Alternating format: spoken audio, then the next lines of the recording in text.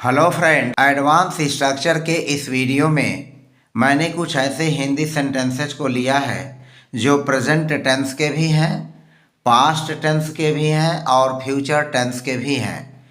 तो मैंने present, past और फ्यूचर इन तीनों टेंसेस को लेकर और इन्हीं को बेस बनाकर मैंने कुछ वाक्यों को हिंदी से इंग्लिश में ट्रांसलेट करने के बारे में चर्चा किया है।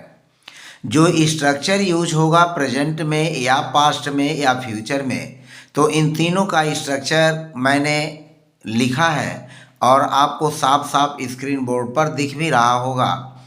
पहला स्ट्रक्चर है प्रेजेंट का, ओनली दैट रिमेन या रिमेन्स और फिर टू बी और वर्ब की थर्ड फॉर्म। वाक्य अगर पास्ट इंडेफिनिट में है तो ओनली दैट रिमेन्ड और फिर टू बी और प्लस वर्ब की थर्ड फॉर्म। अगर वाक्य फ्यूचर में है तो ओनली दैट, उसके बाद विल और फिर रिमेन और फिर टू बी और वर्ब की थर्ड फॉर्म। तो इस तरह से प्रेजेंट, पास्ट और फ्यूचर इन तीनों टेंसेस को लेकर के हमने कुछ एग्जाम्पल के माध्यम से इस वीडियो में हिंदी से इंग्लिश में कैसे हम कन्वर्ट करेंगे, कैसे बनाएंगे, इसके बारे में हम इस वीडियो के माध्यम से सीखेंगे। तो एक एक करके हम टेंस को लेते हैं और वाक्यों को कैसे बनाएंगे इसके बारे में हम क्रमशः समझते हैं। एग्जाम्पल्स में सबसे पहले मैंने प्रेजेंट टेंस का लिया है। पहला वाक्य है, अब बस वही करना बाकी है, बस अंतिम कदम उठाना बाकी है, बस सच कहना बाकी है, बस काम पूरा करना बाकी है, बस उसकी मंजूरी लेना बाकी है। तो 5 वाक्य प्रेजेंट टेंस के हैं और अगर आप बारीकी से देखें तो अब बस वही करना बाकी है। इस वाक्य को अगर देखेंगे तो बस वही करना बाकी है, तो वही करना, यहाँ करना इस वाक्य में, उठाना ना इस वाक्य में और सच कहना जो कहना है इसमें ना। जैसे पहला वाक्य है, अब बस वही करना बाकी है, तो सबसे पहले हम लिखेंगे नाउ, जिसके लिए अब हो जाएगा नाउ, अब। और फिर लिखेंगे बस वही करना, तो बस वही करना के लिए हो जाएगा ओनली, और ओनली के बाद लिखेंगे दैट, ओनली दैट, तो ओनली दैट बस वही। ख्याल में रखेंगे आप, सबसे पहले नाउ और नाउ के बाद ओनली दैट, बस वही, तो नाउ ओनली दैट। और फिर हो जाएगा रीमेन्स, तो रीमेन, रीमेन में यस से जोड़ देंगे तो यह हो जाएगा रीमेन्स।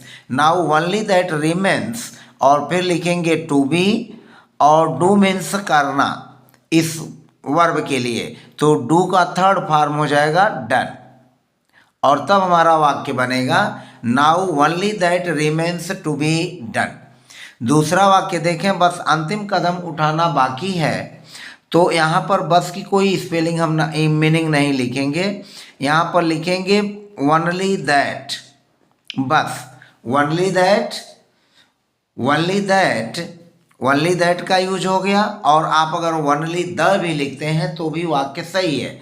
ओनली दैट अंतिम कदम, तो यह हो जाएगा फाइनल, फाइनल और फिर होगा step means Kadam, only that final step. और यहाँ पर हो जाएगा फाइनल स्टेप सिंगुलर, तो यहाँ हो जाएगा remains, only that final, only that final step remains, और रिमेन्स के बाद टू बी, और टू बी के बाद हो जाएगा उठाना, तो to be taken, to be taken. तो यह होगा only that final step remains to be taken, बस अंतिम कदम उठाना बाकी है। तीसरा वाक्य है, बस सच कहना बाकी है, तो बस सच कहना बाकी है, तो यहाँ पर लिखेंगे बस के लिए ओनली, और ट्रूथ का हो जाएगा सच, सॉरी ओनली ट्रूथ, केवल सच, ओनली ट्रूथ, और ट्रूथ के बाद पहले हो जाएगा द, ओनली द ट्रूथ, यह हो जाएगा ओनली द ट्रूथ। और फिर होगा रीमेन्स, मेन हमारा वर्ब है यह, only the truth, only the truth remains, only the truth remains, और टू बी, और कहना होगा टेल, तो टेल का थर्ड फॉर्म हो जाएगा told, only the truth remains to be told, only the truth remains to be told, बस काम पूरा करना बाकी है। तो यहाँ पर हो जाएगा ओनली, ओनली का हो जाएगा बस, और हो जाएगा काम, तो only the work, only the work, और फिर हो जाएगा रिमेन्स, बाकी है। Only the work remains, only the work remains, work means काम, और फिर बाकी है तो remains, only the work remains. सबसे पहले बस के लिए ओनली हो गया, काम हो गया दी वर्क, उसके बाद बाकी है मेन वर्ब तो remains, only the work remains, और फिर हो जाएगा पूरा करना तो टू बी, और टू बी के बाद हो जाएगा completed, completed, only the work remains to be completed, बस उसकी मंजूरी लेना बाकी है। तो यहाँ पर हो जाएगा only, only his, only his approval, उसकी मंजूरी, अप्रूवल हो जाएगा मंजूरी, तो ओनली हीज अप्रूवल, मंजूरी लेना बाकी है, तो बाकी है remains, only his approval remains, और to be can, only his approval remains to be taken, बस उसकी मंजूरी लेना बाकी है। तो इस तरह से प्रेजेंट इंडेफिनिट टेंस के इन सभी वाक्यों में रिमेन्स का यूज होगा बाकी के लिए, या रिमेन का यूज होगा, उसके बाद टू बी और वर्ब की थर्ड फॉर्म। अब एग्जाम्पल्स है पास्ट टेंस को लेकर के, तब बस यह लिखना बाकी था, तो तब के लिए हम लिख सकते हैं देन, तो देन तब, और बस हो जाएगा ओनली, देन ओनली यह लिखना, देन ओनली, और फिर यह की मीनिंग हो जाएगी दिस, यहाँ पर दैट नहीं लिखेंगे, तो then only this, then only this, और फिर बाकी था रिमेंड, पास्ट इंडेफिनिट में है तो यह हो जाएगा रिमेंड, रिटन, राइट का थर्ड फॉर्म हो जाएगा written,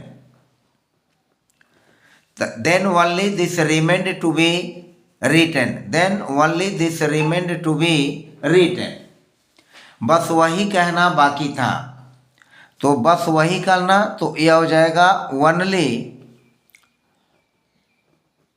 only that, only that remained, only that remained, और फिर हो जाएगा टू बी, और कहना से, तो से का थर्ड फॉर्म हो जाएगा said, only that remained to be said, only that remained to be said, बस इतना तय होना बाकी रह गया था, बाकी रह गया था या बाकी था, तो बस only, only this, only this, only this इतना, much, only this much remained, remained, और फिर हो जाएगा to be decided, only this much remained to be decided, only this much remained to be decided, बस इतना माफ किया जाना बाकी रह गया था, तो यह हो जाएगा only this much, only this much, और फिर हो जाएगा remained, only this much remained to be, और फिर हो जाएगा forgiven, only this much remained to be forgiven, बस काम पूरा करना बाकी रह गया था, तो यह हो जाएगा only, only the work, only the work was left, only the work was left to be, only the work was left to be completed, only the work was left to be completed, बस वही सच स्वीकार किया जाना बाकी रह गया था, only that truth, only that truth remained, only that truth remained to be, और स्वीकार किया जाना accepted. Only that truth remained to be accepted. अब एग्जाम्पल्स है फ्यूचर टेंस पर आधारित वाक्यों के लिए। तो इसमें ओनली दैट, विल रिमेन और टू बी और वर्ब की थर्ड फॉर्म का यूज करेंगे। तो यहाँ पर है आगे चलकर बस वही किया जाना बाकी रह जाएगा। तो आगे चलकर तो इसको लिखेंगे आगे चलकर के लिए in the future. Only that will remain, only that will remain, only that will remain to be done, only that will remain to be done, only that will remain to be done। बस वही घोषित किया जाना बाकी रहेगा। only that will remain to be declared, to be declared, only that will remain to be declared। अगला वाक्य है बस उसी का सामना किया जाना बाकी रह जाएगा। तो इसको लिखेंगे ओनली, बस फेसिंग दैट, दैट उसी का सामना किया जाना, will remain, only facing that will remain. या आप इसको ऐसे भी लिख सकते हैं only that will remain to be faced, only that will remain, only that will remain to be। और फिर हो जाएगा हमारा टू बी के बाद यहाँ पर आप वर्ब की थर्ड फॉर्म फेसेड कर देंगे। तो only that will remain to be faced, बस सच उजागर करना बाकी रहेगा। only revealing the truth, only revealing the truth will remain। और स्ट्रक्चर को अगर फॉलो करेंगे तो स्ट्रक्चर के फॉलो के आधार पर ओनली द ट्रूथ, तब हम इसको ऐसे बना लेंगे only truth will remain to be revealed, to be revealed. तब यह ऐसे बनेगा टू बी और वर्ब की third form only the truth will remain to be revealed. Only this story, इसको बनाएंगे only this story, only this story will remain, only this story will remain to be remembered, only this story will remain, only this story will remain to be remembered. बस वही उत्तर पुस्तिका, only that answer sheet, only that answer sheet will remain, only that answer sheet will remain to be corrected, only that answer sheet will remain to be corrected।